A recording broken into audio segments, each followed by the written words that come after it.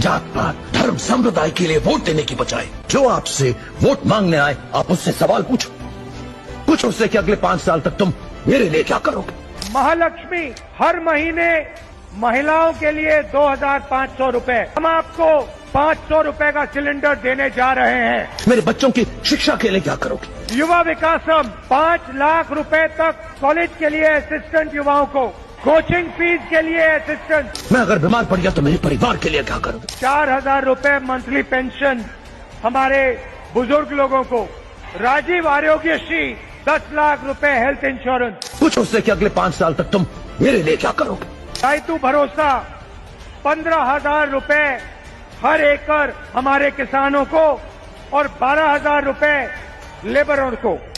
5 साल तक तुम मेरे देश को आगे बढ़ाने के लिए क्या करोगे। पूछो। इंद्रम्मा इंड्लू घर के कंस्ट्रक्शन के लिए 5 लाख रुपए उन परिवारों को जिनके पास घर नहीं है।